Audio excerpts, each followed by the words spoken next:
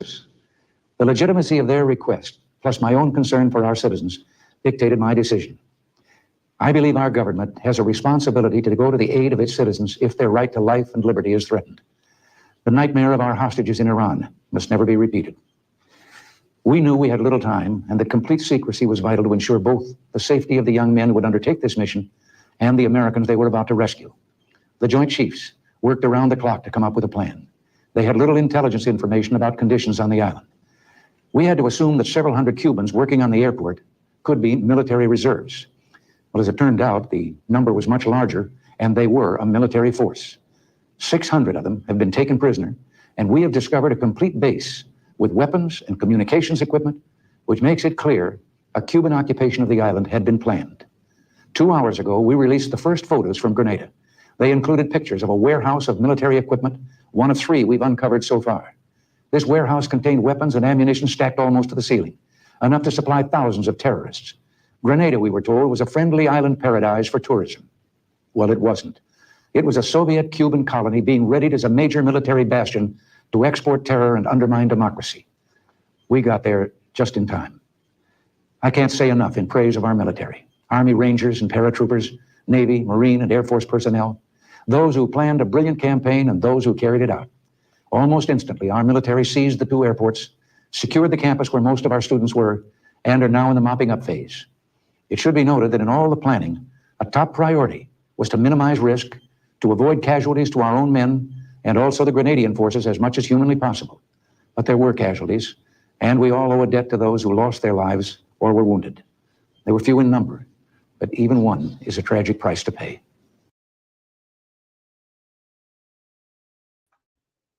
Hello, everybody. Billy Tucci here for a very special Thursday Night Live with Billy Tucci. It is a great privilege of mine to introduce a friend, a retired U.S. Marine Corps Gunnery Sergeant, combat veteran, author, historian, and teacher, and just great leader and a great guy to talk tonight about his new book that just came out last month, I believe, or earlier this month, Cry Havoc. The Untold Stories of the Rangers at War during the battle, Operation Urgent Fury, and the Battle of Grenada, which many people did, that he co-authored with Tom Greer. So everyone out there, without further ado, I'd like to introduce my friend, Gunnery Sergeant Joe Muccia. What's up, Gunny? Hey, how's it going, Bill? How are you, man? Yeah, it's good to be here.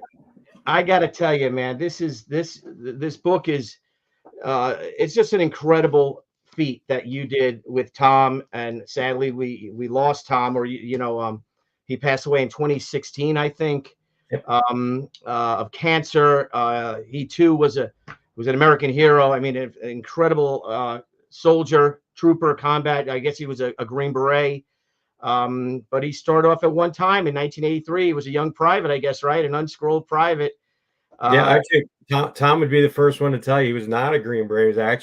He went to a special mission unit later on. He always considered all that time to be his privilege. But yeah, it's been a long time coming. But yeah, I'm glad we can honor Tom finishing the book and having his name on the cover with me, because he really did a lot of the early legwork. Building a bunch of it, and it took a little while and a lot of editing and some more interviews and a bunch of other stuff to finally get it across the finish line. Yeah, well, I want to thank you for coming on.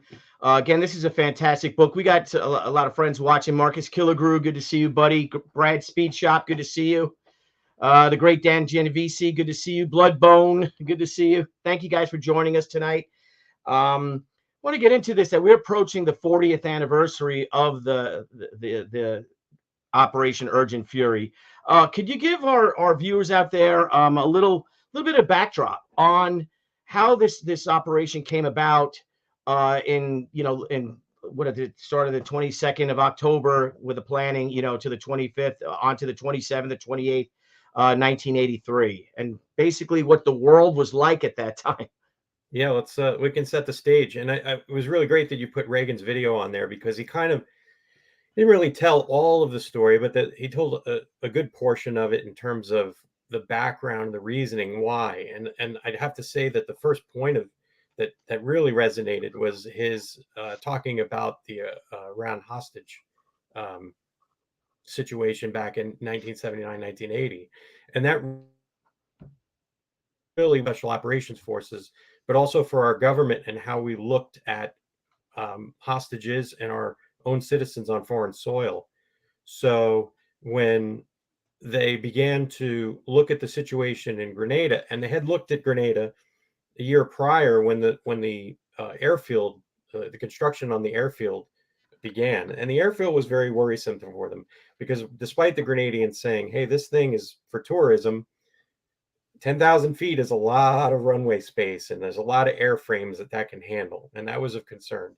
And you also still had quite a few people in power who had lived through the Cuban Missile Crisis and the issues with having a bastion of communism right off the, essentially off the coast of Florida. In this case, a bit further down and closer to South America, but still in that same vein. And then to top it all off, with our medical students on the ground and a government that seemed like it was in turmoil in the island, with Maurice Bishop, who was the prime minister at the time, not being able to maintain his power base, and eventually is overthrown and murdered by a military junta called the New Jewel Movement, and they end up forming a government that is mostly military personnel, but the other part of it was filled with power-hungry people who wanted to be closer in the Marxist camp because Bishop wasn't Marxist enough for them.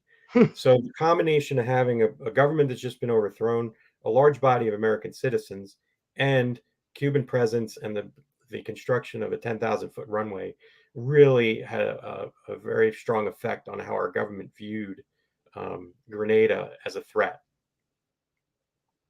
Incredible. And then, this also is right following up on the heels. The invasion was of which we're coming up, unfortunately, on another 40th anniversary of the Marine Corps barracks that was, by a suicide bomber, a terrorist that, I see it on your, on your Facebook, on your cover photo, they came in peace with the memorial for these Marines and I guess and Navy, I guess corpsmen and all that were there on a peacekeeping mission, and a suicide bomber drove a truck through the gates, through the barbed wire, everything like that, and detonated it, killing what was it, 240? I believe it was 241 Marines, sailors, and soldiers. There were several soldiers that were there as well. Yeah, so it was almost like, and I remember as a kid at this point, that it seemed, how empowered our enemies were. They seemed so there was like almost a no fear, because I guess because of the, us coming out of Vietnam, the Carter years, the turmoil within our own government, with Nixon, with how fragmented we were, and they seem to have taken they saw it as an opportunity, the Soviets, for the most, as the driving force behind it, to really cause chaos, and in our own backyard now with this in Grenada. And what's really interesting is while that is all happening, our own military is starting to transform itself and reinvent itself and recover from Vietnam to the point where we're beginning to become a professional military again, instead of military filled with a number of draftees that don't really want to be in the service. And eventually things become professionalized. And I think that the Rangers in particular, but also the Marine Corps and our other special mission units, they all benefited from that period. They're able to, the Reagan defense dollars, the influx of money, there's more ammunition for training. The core of all of these units are Vietnam veterans who stayed in the service and professionalized it and brought those experiences from Southeast Asia with them. But we're also starting to transition into a force that's viewing the Soviets as our primary enemy. Right. So while we still have our mind on small wars, we're also looking at the big wars, but the training is intensifying. The more ammunition, more money, we're allowed to do more realistic training. We're transitioning out equipment of Vietnam era and starting to take on an influx of equipment like Black Hawk helicopters, etc. and all of these will come into play. And it's not a smooth transition. I mean, anybody who looks at the Grenada campaign can tell you that it was not a smooth transition on a number of levels. The intelligence, the communications, some of the weapon systems didn't work as advertised, our intercommunication between the services, all these things come to the fore during the campaign. But I think one of the things we looked at when Tom and I talked about the book, because we didn't intend to write the book together. We had supporting efforts. I was writing a full-length campaign book, and Tom was strictly going to focus on the Rangers. But with the 40th coming up, and the fact that my full-length campaign book wasn't anywhere near ready, I at the very least wanted to start finishing up some of the work so it would be out in advance of the 40th, and made the decision then to carve up my campaign book into separate volumes. So the Cry Havoc is the first volume of that campaign series for because I gotta say, I could imagine this book is 444 pages long. And I got my tabs in here because I just want to bring some things up and all. I wanted to do it right. I wanted to do it right. And if you're going to write a book of historical importance, it has to be properly sourced and it has to be cross-checked. And all those things were very important. So I was able to do that. And when you have foreign, and I self-published, that was the other thing. I didn't have a publisher telling me I could only have 250 pages or 90,000 words. Yeah. So you're self-limiting, but I felt like 450 pages or so was about the right amount, including sources and photos and a few maps. Although I do, the maps were not my greatest moment. Let's put it that way. They didn't have maps. They were not my greatest moment, but the writing is the strongest part of this. And frankly, I was influenced, and probably a lot of your viewers who are like military topics probably know the name Keith William Nolan. Keith William Nolan wrote a lot of books about Vietnam. He's since passed away, but he was able to take battles of significance, but boil them down to a very personal level by interviewing the veterans and having their stories interwoven with the broader operational picture. And that's what we shot for with Cry Havoc. Yeah. Yeah, and there's a lot of incredible individual stories, and we'll get to that. I hope they don't mind that name some names, because I got to be honest, those guys are my heroes. Especially being young, and when I'm in high school and you hear about this, and I had heard, in all honesty, I'd heard about the Lurks in Vietnam. I had heard about the Rangers in in North Africa, in Sicily. At Point du Hoc, the first, second Rangers, but then you kind of didn't hear about them until Grenada. And then when Reagan's talking about the Rangers, and I don't know who it was, if it was Lieutenant Colonel Taylor or whatever, who, when he went in there and told the kids the Rangers are here, and I remember the kid was saying that. I'm like, oh my God, there's Army Rangers. It was like, it was a real, that time, again, a lot of the younger people our viewers might not know this, but just how morale was so low a few years prior to that. And it was just, with the gas, things, the division within the country, the Iranian hostages, that, and then all of a sudden things start to turn, and then this feeling of pride. And again, this all volunteer professional army. And you have the admiral, who I guess was the naval admiral, who came on the 27th, that he went down and visited the Rangers, and he called them all pros. You guys are pros, man. You guys, and here's I think he was a 3 or 4 star admiral, and there he is telling these privates, and spec 4s and sergeants and all. And it's extraordinary, the feats that those few men, because you talk about an island of Grenada out there, again, as Joe had said, it's down in the Eastern Caribbean. It's over 130 square miles, so it's not that small. And the population at the time in '93 was about 100,000 people on this island. This mountainous terrain, it was no easy. It's not like highways and things like that. It was like a jungle, a mountainous jungle, it seemed, with a few pockets of, if you would call that civilization. And Yeah, a it's like lot a of enemy, jungle. huh? It's like a And jungle on a volcanic rock, yeah, essentially. yeah, Yeah, and I think that the terrain will be a much more of an issue in the later volumes because when the 82nd and the Marines initially, because they're hopping all over the island, and then later on, the 82nd, the 2nd Battalion of the 505th, stays on the island all the way through December, and they are essentially an infantry-based police force, and they patrol and patrol and patrol. And I talked to their battalion commander, and he said, I used the terrain, I used my assets to hone my battalion into a premier fighting force. And these guys were hardened from operating in the jungles and the mountains, for weeks on end. I mean, I've talked to so many of them, and I'm really looking forward to bringing those out in the next couple of volumes. But yeah, you're right. I mean, it's the terrain was a bitch. There's no way to say it. and a And lot the of heat. enemy, a And the lot heat. more enemy than our intelligence had led our troops to believe, apparently.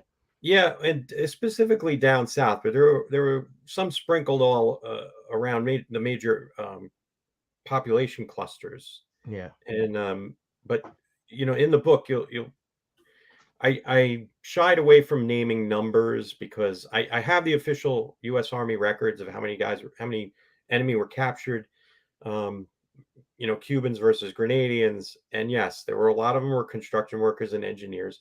They all were equivalent of National Guard. They all had to take the training, so they knew how to fire weapons. They're not a premier fighting force, and you're going up against Rangers, who, to go back to your point about the way units units are like little islands, and our vets that are in the audience will know this, and this.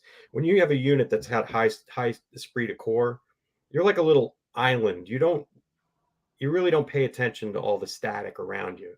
Right. You're concerned about what's going on in your house and your family. And that's how these units were. They were isolated, they were exceptionally trained, and they were filled with Vietnam vets. And you talked about the Vietnam era Ranger companies. Well, those were all folded, and a lot of those vets went into the 1st and 2nd Ranger Battalion.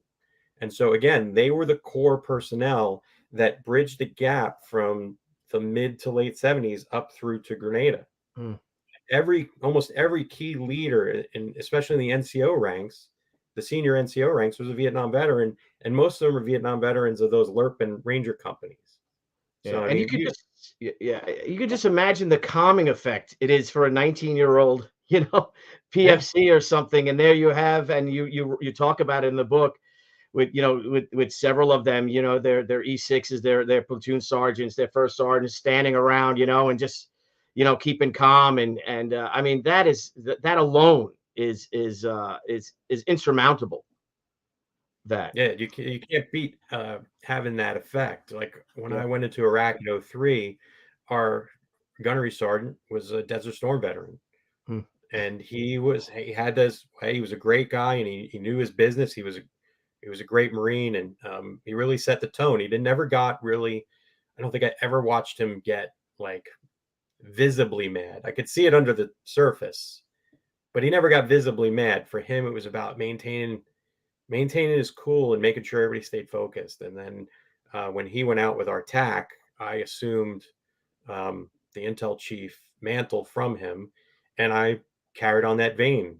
I mean, well, I was a little more high strung than he was, so the guys probably remember me yelling a little bit more, but he set a good tone. So I mean, I understand intently how a combat veteran can either positively or negatively influence the situation within a unit, and these guys were most decidedly positive influencers. Yeah. Hey, Joe, can you let for those that may not know, what is an Army Ranger, and what is a Ranger Battalion, and how many So Ranger Battalions do we have that partook in what we had in '93? Can you give a little bit on yeah, that? there's quite a difference from the Ranger force that we currently have now and then what was in existence in 1983. So now we have a full Ranger regiment that has 4 battalions, if memory serves. Back then we had, which is based out of hold on, it's Fort Moore. Sorry, I got to remember. Yeah, oh, right. Yeah. Jeez. And then the battalions themselves, except 3rd is at Fort Moore as well. I think 4th is at Hunter, but I'm not sure. First is at Hunter Army Airfield, and then second is at Joint Base Lewis McChord up in Washington. But back then there were two battalions and no headquarters, so they operated as almost as independent battalions, which they really were. Did they work together? Sure, but they were independent of themselves, and they had some of their own little idiosyncrasies and characteristics and things that they did. And I talk about in the book, from the way they deploy their Jeep and motorcycle teams to simply the way they wore their uniforms, or preferred to wear their rank insignia or the Ranger tabs or whatever. But an Army Ranger at the time was probably one of the premier light infantry forces, infantrymen in the world at the time. Highly trained. Most, if you were a specialist or higher, you'd been through Ranger school, unless there was something happened that prevented you to get there, but you would eventually get there. So all of them had been through that Ranger school finishing force and gone back. And it is an infantry heavy unit. Do they have the standard spread of S shops in the headquarters? Yes. But almost everybody in the units are infantrymen. Right. They are broken up into platoons, first, second, third platoons, and then generally a weapons platoon, which has a mix of their mortars and anti-tank elements. And then you have your company headquarters, and there's 3 companies per battalion with a headquarters and headquarters company. So you essentially have 4 companies in a battalion at the time. But there were 2 battalions, the first and the second. Yeah, it was interesting too, because you had your first battalion is Alpha Bravo Charlie, and then so is the second battalion. Yeah, made for a little creative writing in there. Yeah. So it's just like, but yeah. So okay, so they get the word that they're going in. This is probably on 2 days before, right? I guess, or 2-3 days. When it came down to the battalions to get their men ready. That was over the weekend, right? Was it a Saturday? Normally guys are off. I believe it was Friday when they initially found out about it, if my memory serves, because there was some concern on 1st Battalion's part. They had just come off of Ranger Ready Force 1, which is like the number 1 standing in the alert status for the Ranger battalions. They had just handed it off to 2nd Bat. And as they were releasing the Rangers for the weekend, there was some concern that if they do get alerted, a lot of these guys, it's deer season or getting close to deer season, and they were going to go out and they'd be in their stands with no reception or whatever. Of course, they didn't have cell phones back then. So they had beepers, though. Beepers. Yeah. I didn't know that. Yeah. So there was some concern. There was also some discussion at the JSOC level about which battalion to alert first, with 2nd just assuming Ranger Ready Force 1. The thought process was we probably should alert them first, but I think the inclination was 1st Bat had just come off, and these guys are just they're primed and ready, and they're on the East Coast, so they're a little closer flight to Grenada. But the discussion went back and forth, and basically, I believe it went up to the joint staff level where they said, if you don't activate, if you don't alert both, despite how well the one does down there, they'll probably strike the second one. So there was some concern that they would do away with the other battalion if they didn't get alerted. So they alerted them, and 2nd Battalion has to fly across the country. And at the time, their battalion commander is at Fort Liberty, receiving a briefing on the mission and taking part in planning sessions.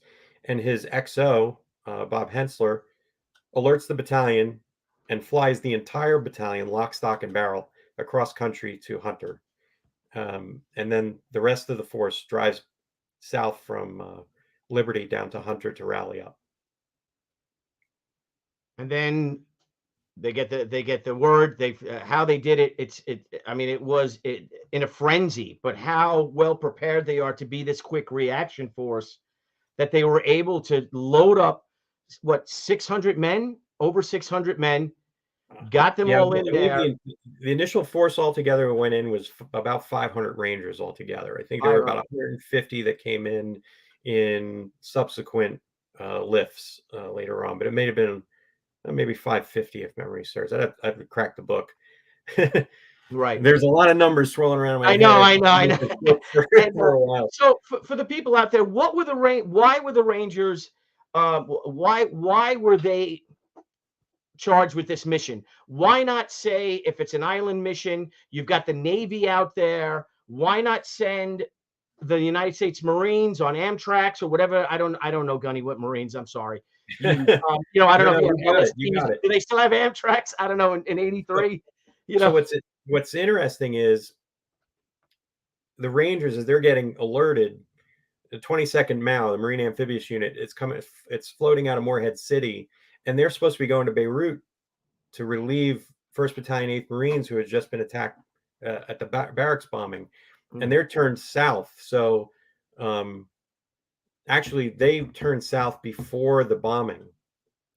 So a lot of people think that the Marine Battalion landing team that was sent down to the Marine Amphibious Unit was sent down there as a result of the bombing to get revenge or whatever, or to get them a piece of the pie. But strictly speaking, there were so many targets and so many places that they had to be, because there was an airfield seizure mission, and we'll get to that because that's part of the Ranger playbook. Right.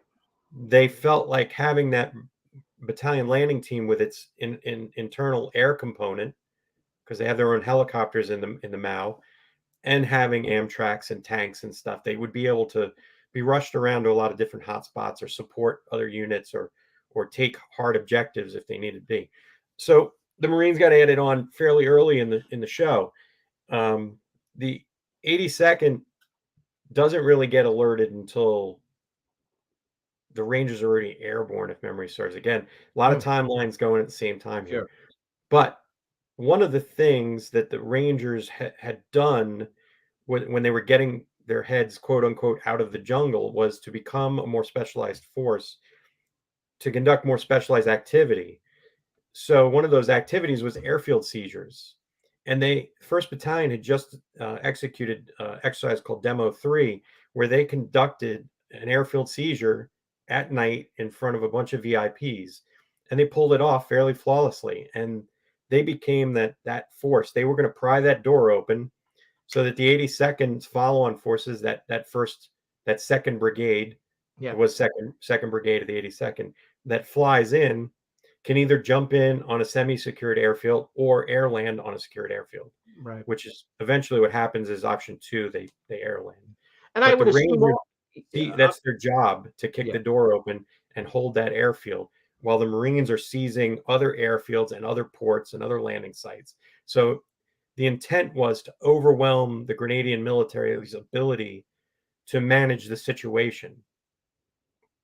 Right. And now, aside from the Rangers, again, you had that 1,000-foot air runway at Point Salinas. How do you say it? Point Salinas, yeah. Point Salinas. But the Rangers, that wasn't the Rangers' only mission, was it? No. Well, the initial one was they were going to take Pearl's airfield up on the eastern side of the island, about midway, and Point Salinas. So 1st Battalion was going to take Point Salinas. 2nd Battalion was going to take Pearl's. When the Marines got added, they got Pearl's and Grenville on that side of the island, and the 2nd Ranger Battalion fortuitously was laid on the Point Salinas mission to follow in 1st Battalion, and then figuring that 2 battalion minuses would be able to crack that nut pretty easily. Right.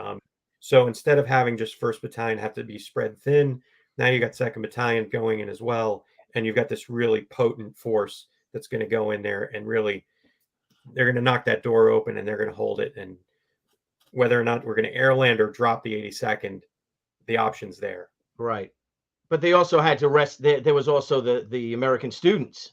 Yes. So the primary mission of A Company of the 1st Battalion was to not only put in a jump clearing team that would clear all the debris off the runway, but they would send an advanced force to the True Blue Medical School. The campus was St. George's University,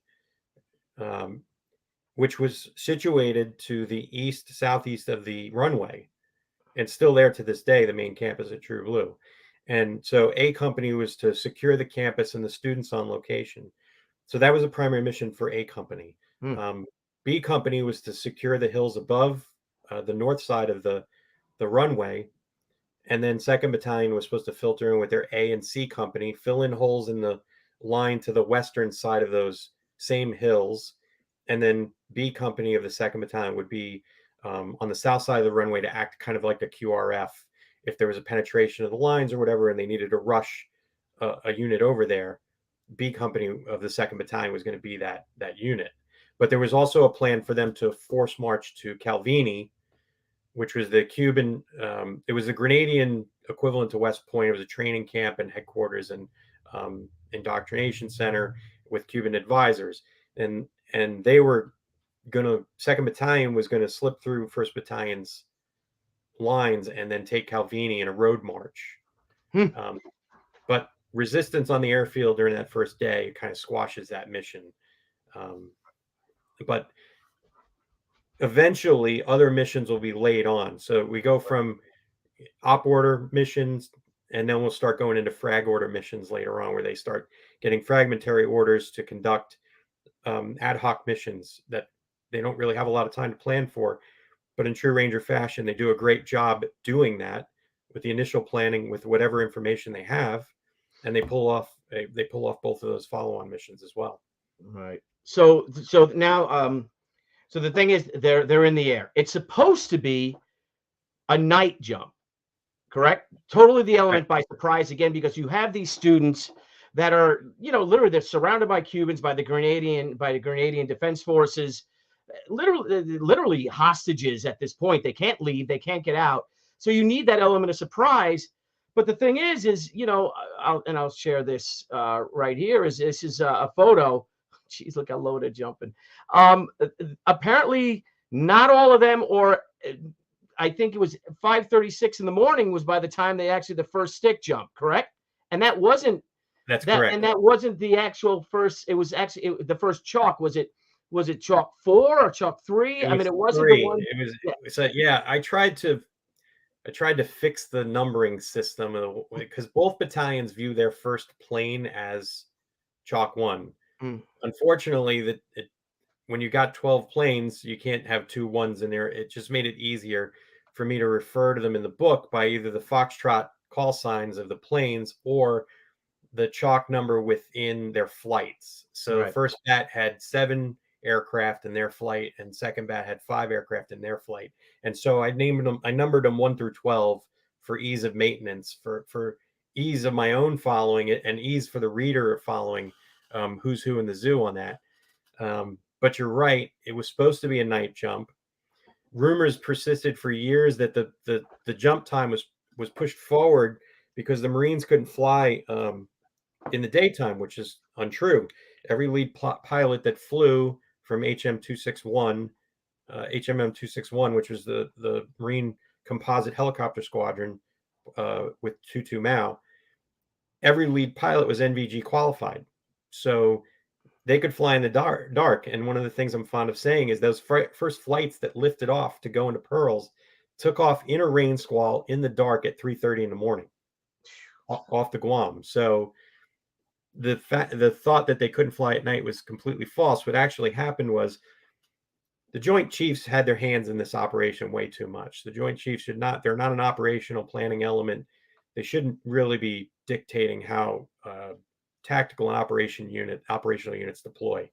But they exerted some influence on, at the time, LANTCOM, Atlantic Command, which doesn't exist anymore, and Admiral McDonald to ensure that there was a synchronization between the launch of the first elements of the assault all across the force. So in this case, he wanted the special mission units that had to fly down and stage in Barbados arrived late and then had to assemble helicopters.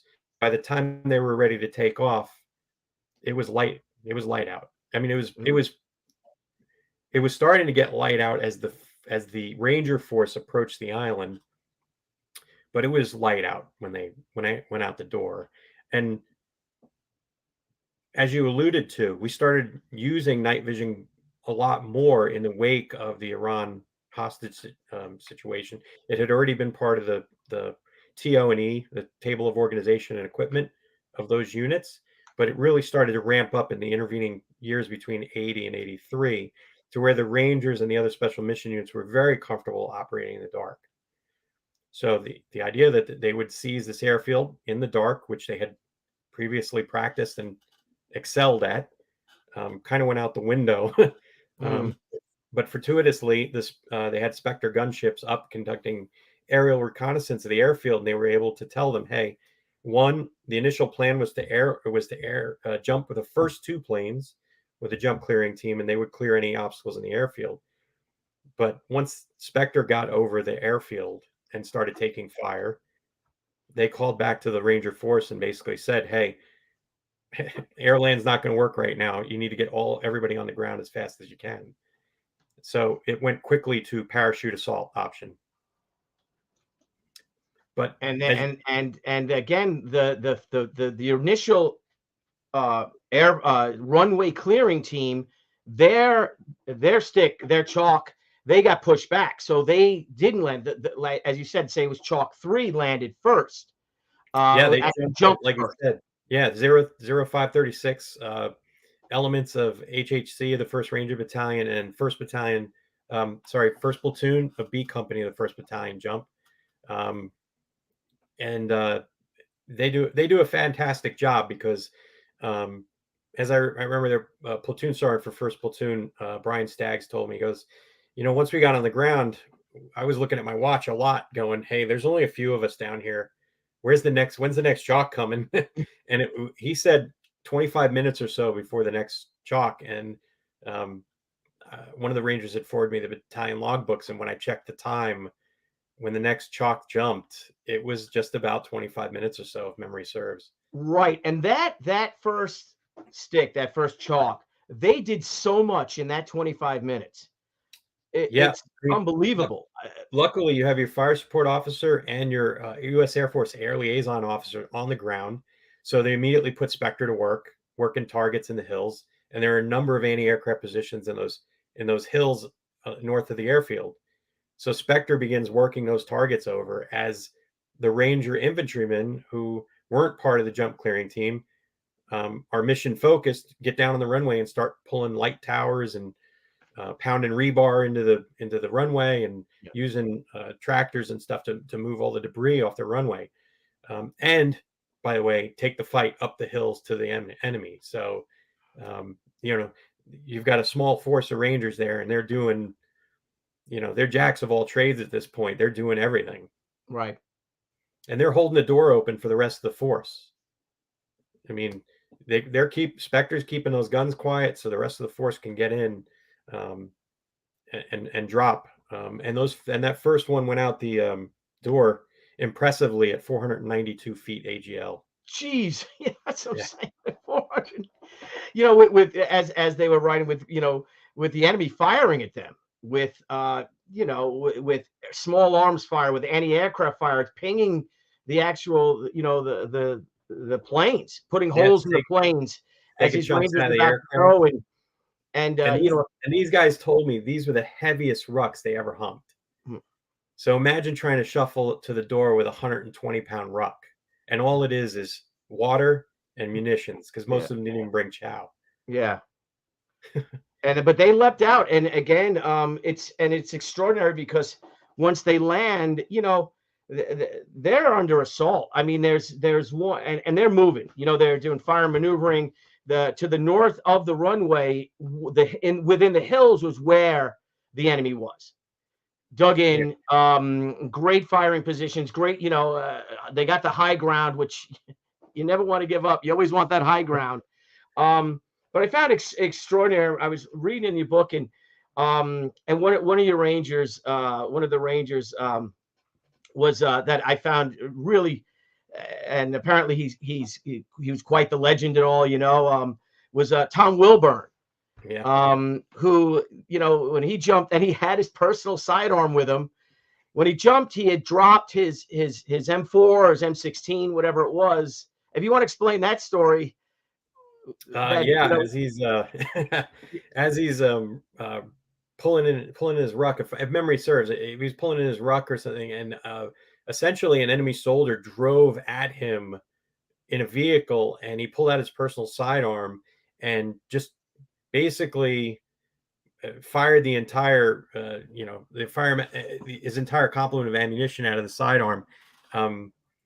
and it screeches to a halt. And as he goes up there, he was internally, he was yelling at himself for shooting at the wrong, missing, because he was shooting at the wrong side of the vehicle, Oh, not knowing that it was a British-made Land Rover, that the driver was on the opposite side, and he actually killed the driver outright.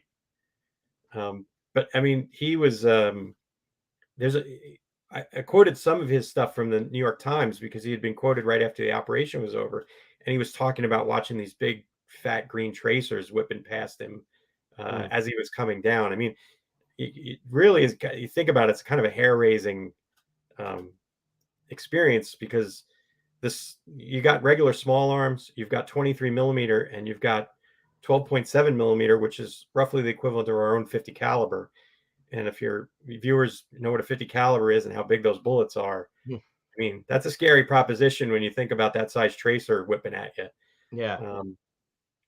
But yeah, I mean, there are so many, and he's one of them. There are so many members of the Ranger Hall of Fame that were involved in this action, and just a very, very impressive group of guys. I've gotten to go to a couple of the reunions, spend a lot of time with them and talking with them, and I come away very impressed with their humility for the most part. Rangers are a lot like Marines in our esprit de corps. You know, we can be very chest thumpy. You know, we're very proud of our service and our unit and the uniform we wear. And I was always impressed with that, but I was also impressed with their humbleness, in that most of them did not want to talk about themselves. They would usually, I want to tell you about what this guy did. You know, that's the kind of the caliber of individual. And I know you've spent time with World War II paratroopers, and that cut from the same bolt of cloth and that mentality.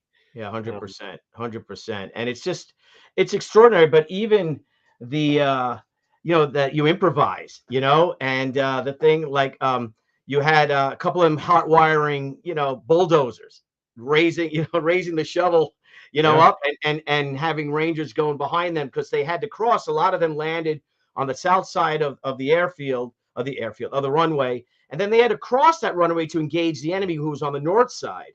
Yeah, because like you said, they have the high ground, and they have to take that high ground for two reasons. They got to protect the force, and they got to enable the follow-on operations, either the parachute option or the air landing options. Right. So they have to get across the runway, and there's a couple of assaults that go on. A company, the 1st Battalion, and the one you're referring to, that John Abizade, later General Abizade, leads part of his company across the roadway. But there are a couple of platoon level assaults. One of them led by Don Sando, who later retired as a colonel. They lead their Rangers across, and they start engaging the enemy and taking the fight to them. And Rangers are hit going across the runway. Yeah, there was the one story that I think it was Sergeant Davis was hit, and then you had Ranger Bell. Yep. I'm sorry, ran out. Exposing himself to direct enemy fire, and dragged him to. And I've talked to, but Paul's a friend of mine, and we talk all the time. And he's very humble about that whole situation. He didn't really think about it. He didn't sit there and process it. He didn't worry about his own skin. He just said, "That's my team leader and my buddy, my Ranger buddy, and I'm going out there to get him." And he broke from cover, went out, grabbed him, scooped him up, and hauled him back. And he was later decorated with the Bronze Star with Valor for that rescue.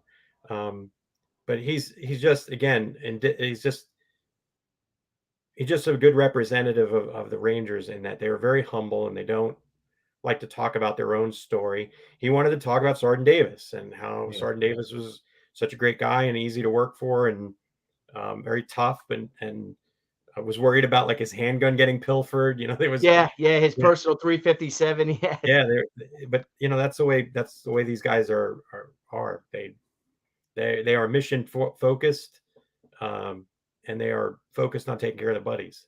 Yeah, and I want to bring that up too, because as we were talking the pre-show, is something that I found really extraordinary.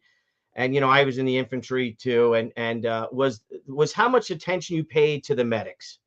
And you just talk about selfless valor. I don't know what else to say. I know they wouldn't say that, but just you know, right? You had Scott Underdonk and Doc Bowen, Doc Donovan, Stephen Trujillo, Trujillo.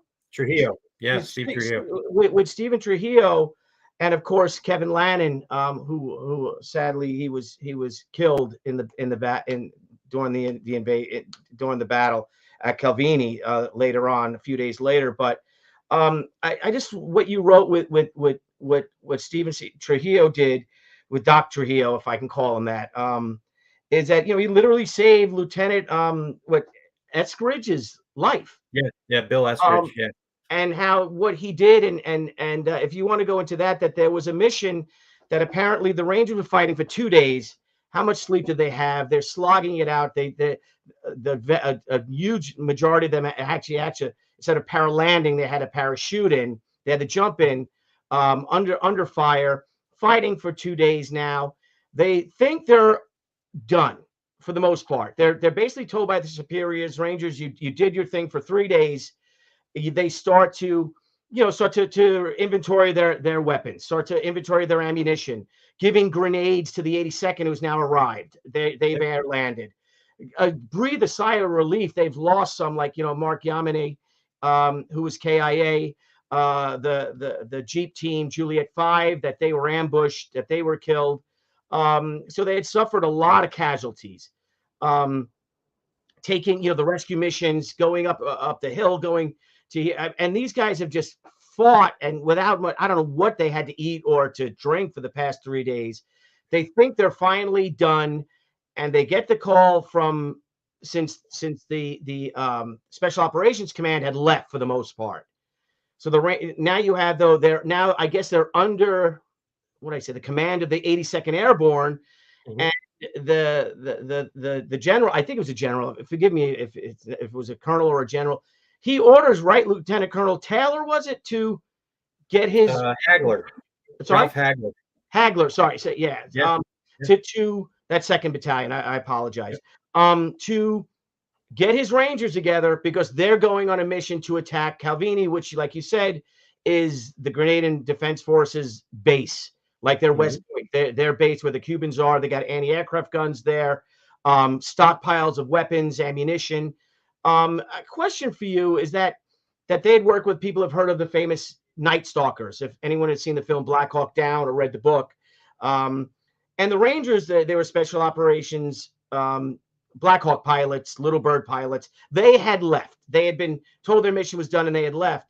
The Rangers are now teamed with the 82nd Airborne's helicopter contingent. How did that happen, and why were they tasked with that particular mission? If you can say it, or in hindsight 2020, as opposed to the 82nd, who are fresh. That here these guys are, they're itching to get in. They're all hard chargers. They want to fight. They want to get in the game, if you will. Why did he then pair Hagler's Rangers with the 82nd, air contingent, as opposed to the own? And what the Calvini mission was, if you don't mind. Yeah, I'll backtrack a little bit and we'll talk about the medics real quick, because I know Sorry, we're getting long, and I don't want your viewers to lose interest and pipe off after an hour. So I'm good friends with Chris Langlois. For all the fans of Band of Brothers out there, Chris's granddad was Doc Rowe. So I'm especially sensitive to the medic story because of my relationship with him. And because a lot of the medics were very forthcoming, especially Dr. Hio, about the mission, and especially his feelings. He's written his own book. I highly recommend it.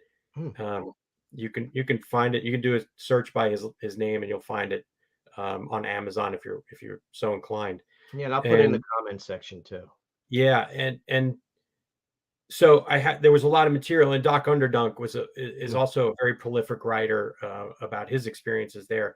And then also I had a really strong feeling of association with Doc Lannon, because I describe him in the book as the happy-go-lucky warrior. because essentially he was. And those of you that read the book, you'll understand why. And I absolutely, his sister is a great friend of my wife and I. She's a doll, and there's such a wonderful Irish American family, and the salt of the earth, and they are really all. In fact, if I may be so bold to talk about the Gold Star families briefly, Yeah, um, please. they represent the fabric of this country. We lost 20 service members in Grenada. Their families come from all walks of life across our country, and they really are just a brilliant group of people who are very close knit. And I've spent a lot of time talking to them, and was lucky enough to tour around the island in 2018 with them. So I've taken a great liking to them, and to me, it was very important to speak about all of the rangers that were lost there, and to talk to their buddies to get their real story about them. But Doc was the one who really hammered home the point about the Calvini mission. Think of it, for the folks that have been in the military, even if you haven't been in combat. Let's just say you go out on an exercise and you get told you're going to be out in the field for 2 weeks, and you get to the end of the 2 weeks, and then all of a sudden they tack another week on you. You know how Yeah. you feel, right? For those of us who've been in combat, you get told your departure date is X day, and then they tack more days on you. That's exactly what they did to these guys. They were getting ready to leave, and the way the command relationship worked out was, yes, the JSOC command element skied up and took off back to Fort Liberty, and turned over the command of the Ranger battalions. They became OpCon to the 82nd Airborne, because the 82nd Airborne was still building up combat power and pushing battalions out of the airfield. I believe the thought process for the 82nd Airborne Division commander was, I'm going to keep them in reserve until I need them for something specific, but I'm going to keep pushing my guys out. By the time the 27th rolls around early on, the chairman of the Joint Chiefs of Staff is having direct communications with the division commander of the 82nd, and he's telling him, Calvini has not been reduced. We want it taken care of. And since General Trobaugh, the division commander for the 82nd, all his units are engaged or flying in, he doesn't have any battalions left to take on the mission. So he signs it to Lieutenant Colonel Hagler in the 2nd Ranger Battalion, and they attach Charlie Company, the 1st Ranger Battalion, to the force. The only problem is they don't have a lot of lift, because the TF-160 Night Stalkers have been shot up in an earlier mission, bringing in SEALs and another special mission unit, and they only had like 2 aircraft that were flight capable after those first couple of missions. So when the 82nd Combat Aviation Battalion arrives in force, they are tagged to undertake the mission, the air assault on Calvini. Those of you, when you read the book, you'll read about all the fire support prep and what happens to reduce the target before the Rangers go in. It's debatable whether or not it created more confusion or not. But as the aircraft go in, the first aircraft going in, they're going in 2 flights of 4, because they only have 8 aircraft, 8 Blackhawks. They load up Alpha Company, the 1st Ranger Battalion, first. They'll be followed by Charlie Company in the 2nd flight of 4. And then once those birds land those Rangers, they're supposed to go back to the airfield and pick up B Company, 2nd Battalion, and C Company, the 1st Battalion, each getting a lift of 4 birds per. So the first 4 birds come in. The first bird takes fire. They are able to limp out of the zone. Several Rangers are hit by that fire. But the 2nd, 3rd, and 4th aircraft come in too fast. One of them essentially breaks its back on the landing zone and then tries to lift off, spins like a top, injuring several Rangers, and then crashes into the 2nd bird, and a flurry of rotor blades kills a couple more Rangers. Bill Eskridge suffers almost a full traumatic amputation of one of his legs. Bill Sears is trapped under an aircraft as it bounces. He is paralyzed from the waist down. Several other Rangers are hit in the head with rotor blades. Several of them are killed by the flying rotor blades. But really, here's where as the Rangers pick themselves up and begin to assault through the camp, here's where the docs, the medics really come to the fore. And Doc Trujillo and Doc Jerry Holt from A Company really start that first triage and start treating all these Rangers. They establish their casualty collection point, and they start life saving. Mm. And when you read Doc Trujillo's book, and I think I might have used some of his language, and I cited him correctly. When he got Bill situated, he had to run double IVs in him, and then hang those IVs. And once he did, Bill was essentially in a cruciform position. Wow. So he field amputates the remainder of the leg, tourniquets him, and then just keeps Bill alive and keeps him fighting. And he does this till the follow-on lifts can come and get him out. But Doc is later awarded the Silver Star for his actions. And a number of the Rangers obviously awarded their Purple Hearts and Bronze Stars for their performance there. But those first 4 birds, that the first one limped back with the follow-on 4 that landed C Company. And then they go back and pick up B Company and bring them, and then C Company, and then they all man the perimeter around there. There's a few. It's a pretty hairy night, and when you read the book, you'll understand why. Yeah. But a lot of the Rangers are comforted because the Spectre gunship is above them, and that's their Ranger security blanket. They always referred to it to me, or the big Ranger in the sky. A lot of them refer to God, but also the Spectre is. I mean, and the reason why I had said that, why I brought that up, is why the 82nd, because why not have the 82nd do this? Because you really tell from a trooper's perspective, a Ranger's perspective, for the men that were on the ground, that men were there, and like you were saying, you're told, okay, you're done. We've moved the date back, or we got another week of this, and you just like, why? And I just love that you did that. And then also when you wrote about that, when all the helicopters left, was it 8 of them or so? I don't remember what, but only 5 come back. There were 5 left, yeah. 5 come back. So they see 8 of them go. And now, and again, the naval gunfire had hit a gas tank or an oil tank, so they're spewing this black smoke, which probably didn't help, those pilots coming in under fire. But a couple of Rangers told me that they flew faster in those Blackhawks they had ever flown in a helicopter before. They were screaming at nap of the earth over the ocean, and then they got to the peninsula.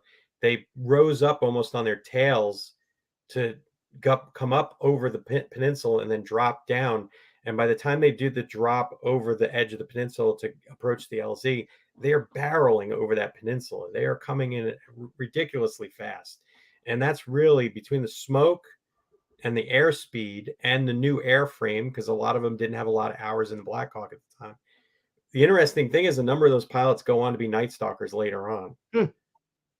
So there's a big learning experience there about that, driving that aircraft, including one of them who takes part in the Battle of the Black Sea at Mogadishu.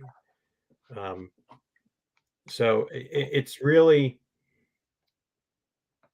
it's that yo-yo effect of emotion that these guys got put through. You feel like you've cheated death. Yeah. You feel like you cheated death with the jump, with the airfield assaults, with the rescue mission at Grand Anse, which unfortunately we haven't talked about, but that's to me is one of the most amazing rescue missions in modern military history. And then the ones that were left behind, the oh yeah, like was it a squad or two left behind in a raft? Yeah, I mean, they get picked up by the Navy, and they spend and that was a great story. That is a great story.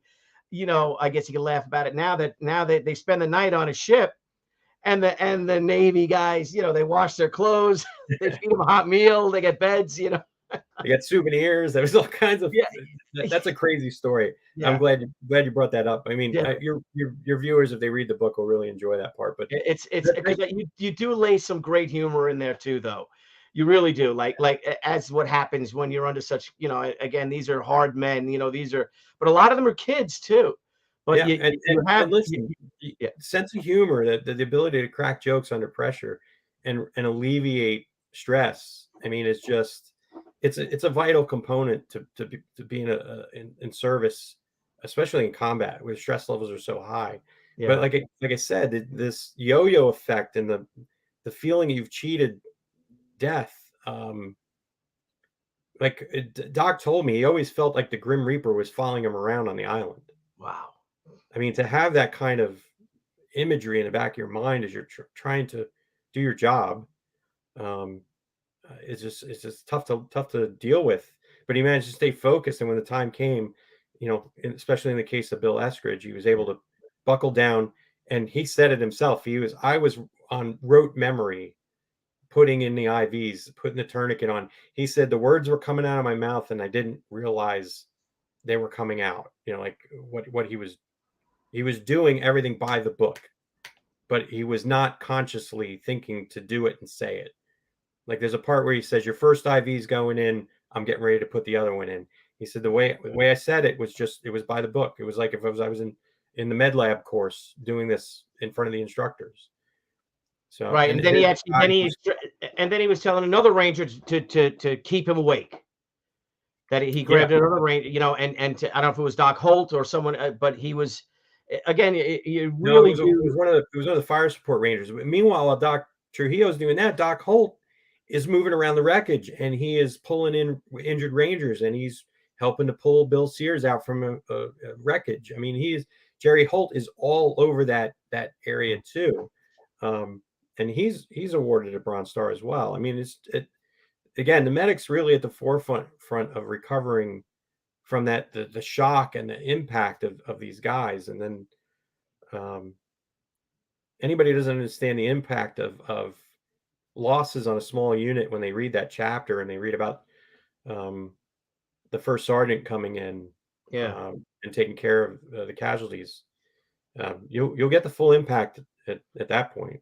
You also added, though, like when Sergeant Steve Slater was killed, and here was a guy that was looked up to, the way I'm reading it, almost like a Superman to these younger rangers, because he was a ranger, a RIP instructor. He was a ranger instructor, and here's this man that taught you, trained you, and he unfortunately gets killed. But then you write how they're afraid, but they got a job, and how they, they're with their buddies, they're in the holes. You know what I mean? They're in their fighting. After that combat assault, that combat air assault, those guys did not want to be sitting on that perimeter. And I would say dug in, but again, it's a volcanic island, and they were trying to dig in, and they were worried they were going to bust their entrenching tools trying to dig into it. So they kind of scraped little holes and just put claymores out and man the perimeter. Those guys did not want to be there, but they did the job. They buckled down and did what they were supposed to. They were rangers. Yeah, they did what rangers are supposed to do.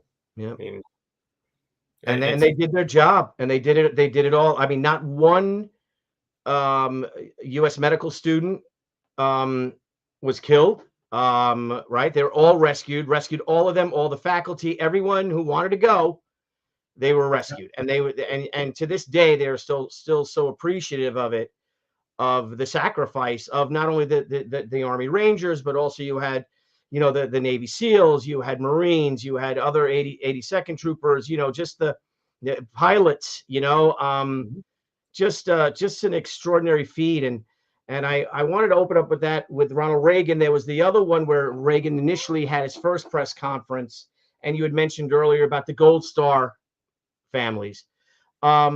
Just thinking, you write about how the troopers, the Rangers they're mobilized. They got to go. They got the mission. They got to go, and they can't tell anyone. So they can't tell their wives what they're doing. They can't call their dads and say, "Dad, so I let you know, no, it's gone. You're quarantined for a bit, and then you're gearing up. You're getting in the zone, and you're on them birds, and you're gone, and you're out." And then when Reagan first made that initial press conference, not his speech that I showed her, that's the first time many of those families even knew that their loved ones were in harm's way, were in combat. Yeah, a lot of them thought it was just another training exercise. Yeah. But then when all the information starts coming out, they kind of put two and two together, and they figure it out. Yeah, it was definitely operational security back then for this type of mission, a lot different. Well, it's not much different than it is now in terms of we like to keep things quiet because we don't want to show our hand. But, Right. when you're going on your 5th deployment to Iraq or whatever, and you're on a regularly scheduled rotation, you know when you're going. Sure. But an operation of this nature, the level of security is required in order to ensure that the Grenadians didn't go in and seize all of the students and turn them into hostages again. Sure. So, I mean, that level of security was required. But yeah, the family's not a clue until Reagan makes his announcements and everybody starts putting 2 and 2 together. Yeah. Just again, just an extraordinary feat, tactical feat, and what the men did on the ground, despite all the challenges. Unfortunately, again, this was, like you said, this was a learning lesson as well. Everyone, like you said, the Joint Chiefs, everyone. I'm surprised the Coast Guard didn't have a couple of gunboats in there. Driving. They actually did. Did they? They did. Yeah. Just Coast real quick, Guard well represented. yeah, I want to. We got right here, Spaceman. What's up? Hail Billy, hail Gunny. Thank you so much for your service, Semper Fi. So Thanks, Spaceman. and then Aaron Sleeper, great friend of the show. Thank you, Aaron, for that $5 super chat. Billy Joe, my pop, a Naval Reserve BMCM at the time was called up in '89 because all the kids didn't know how to operate the NAM era riverine boats. Yeah, nice. I'm sure he was happy to get that recall. Yeah. Joe, I want to thank you. This is an extraordinary book. I don't want to give too much away, but I could talk to you forever about this. I'm looking forward to seeing you. Maybe we'll catch a game. Yeah. And I've never been to Belmont yet. I'm looking forward to coming up. Oh, I'll take. Where do you live? Virginia. Oh, okay. Well, I'm getting you up. You crash with us one night. We got plenty of room. You want to bring the missions? I appreciate it. Yeah. Hey, and I've been pumping all of the Don Burgett's books with your artwork on the cover. Such beautiful work, man. I absolutely love it. And then spotting it at the Currahee Military Museum down in Toccoa. Oh, no shit. Yeah, they actually had shirts with it on it. Yeah, it was great. I probably shouldn't have said that. They probably hopefully Renee's getting it. That it's all for the Burgett family. I don't care. I don't want anything for that. Are you kidding me? It was an honor. I love that man. He was a hero. Jake McNeese. So many of them that I had the fortune to meet. Bill Garnier. I would talk to him for hours on the phone. And just. I had the chance of touring. I know this is way off topic for your viewers, but I had a chance of touring in Normandy in 2012 with Don, and we were able to go to Ravanaville and go through a lot of those actions there with him. Just an unbelievable experience. I got to thank Paul Woodage and Paul Clifford for helping to put that together. These are 2 solid people who support. Woody has his own World War II TV channel on YouTube. It's great if you're a World War II, even if you have a passing interest. He's got a show for you. There's a show you will find interesting out of like 300 shows he's done. And Paul's a Vietnam veteran who is a great supporter of World War II vets. And Don was just so eloquent and so fun to be with and so emotional at times. Yeah. Don. He's one of the grandest gents to ever walk on the planet, and I really enjoyed spending time with him. But thanks for having me on. I don't know if you want to wrap it up. I can talk as long as you like. No, I'm going to keep you for a few more minutes. I don't want to keep you too much. Sure. Like I said, I want to head down there and like I said, I can't wait. I'm going to be on the island in 2 days. I'm leading some tours with some Gold Star families and some vets. I got 2 days of touring. And by the way, for folks who think about Grenada, Grenada used to be a punchline for a lot of comedians about how we were just like beating up on this small little country. It doesn't, and I put this in the book. I got a little preachy at the end. It doesn't matter if you're facing off against somebody who's been trained as a special operations soldier, or if they are a National Guard trooper. If they shoot you, you're still dead. Yeah. So these guys are still facing real bullets from a real enemy. But a well-prepared enemy, they had to conduct operations too. This was no cakewalk for any of them. So I would just, like to throw that out there. But I'm looking forward to going down. And as soon as I get back, I'm going to fire up the presses and get the second print run going. And Well, that was Um, it's been great. And again, I want to thank you, for Cry Havoc, because like I said, these guys are my heroes. I mean, just when I remember reading about it. I remember when it happened, a few days later, and just feeling this sense of pride and just like, wow, I want to yeah, be an Army Ranger, and there's so like just little written, and there's so little written about the missions down there in detail that this book was a long time coming. yes, So I'm glad to get it out. Especially want to thank my co-author Tom. He's not here with us anymore. I want to thank his wife Deidre and his children for letting me finish the project up. She's a doll, and his brother Steve, who really gave me the thumbs up to because I asked permission. Tom had sent me everything that he had worked on before he passed away, and he said, "Listen, this thing's rough. It needs a lot of work, but I can't finish it, and I want you to have it at least, and maybe you can use it for your own book." And I said, "Oh, I'm not doing this, but it's gonna be me and Tom." So and it sat around for a while, and it just sat on my hard drive until I just said, you know what, we're getting close to the 40th. This thing's got to be done, and just started cranking on it, and thankfully met the date, the timeline I wanted to meet, and it's in people's hands before the 40th. Well, it's an extraordinary accomplishment. It's an easy read. I read it real fast. I don't know, like a week. I wrote it like we would like it. I didn't write Yeah. it to be like a PhD would write it. I wrote it like a bunch of service members would enjoy it. But I also tried to make it in a language that, John Q. Citizen could understand. Sure. So it's very easy reading, but it is very much an academic piece as well, because I made sure it was sourced properly, and I hope folks will enjoy it. I mean, the reviews have been really good. The praise for it's been almost universal. It's been universal, so I'm real happy with that. It's an excellent book. Gunny, I just want to raise a toast. I poured myself a glass of scotch, but I've been sipping it because I feel like this is to our Marine heroes and our Army, Navy, who sadly we lost on I think it was the 22nd or 23rd of October, right? 1983 in Beirut with the Beirut barracks bombing, and also to the 40th anniversary coming up, to the Grenada Raiders, to the U.S. Army Rangers, to the 82nd Airborne, all the special operations teams that took part in it. One of the Navy SEALs actually was killed in action. He grew up in the town next to mine, and I remember when he had died, and they had a thing about it and stuff in Newsday.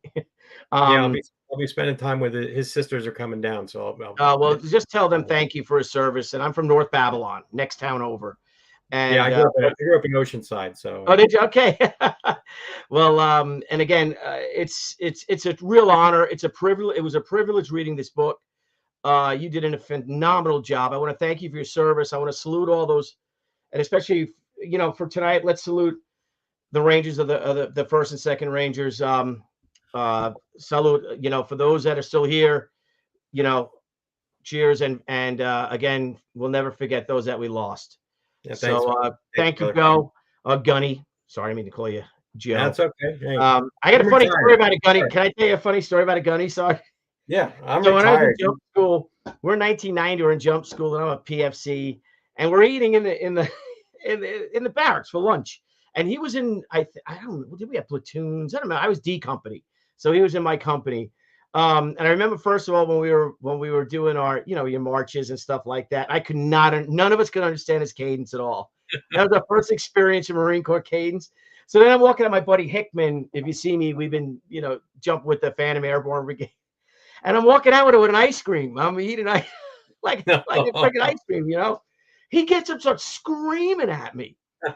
Because apparently Marines aren't allowed to walk, right? And eat, right? Or chew. It turned into a brawl, almost like a cafeteria brawl, like an Animal House or something. Everyone like, what the fuck are you talking about? He screamed. He was little. He was really small, but he wanted to rip my head off, this guy. And I'm like, and then so all of a sudden, when an Army sergeant gets up, he's not a black hat or anything, but he's an Army sergeant. He's an A6 or something like that. And he's just happy to be at jump school. I'm a PFC. So, I'm going to Airborne. He's probably, to re-enlist. He's like, I get my jump school. You were screaming at one of my kids, It It was funny though, and that's my experience. Some guys are more belt fed than others. He was, I don't. It was crazy. It was nuts. So, but thank you, Gunny, again. And again, so please, guys, this weekend, remember the victims, the heroes of the Beirut bombing barracks, and of course next week when Joe's down on the island of Grenada, please raise a glass and salute all the veterans of the battle, but especially the Grenada Raiders. And thank you. You're all heroes to us. So thanks, brother. Thanks for having me on. Thanks for everybody. I'm going to take us out, and then if you want to stay for a second, we'll talk afterwards. But thank you everybody for joining us. And I'm going to play my little brand here, and but I'm going to do a little thing. So this episode is dedicated to our fallen. So thank you very much. Thanks, brother.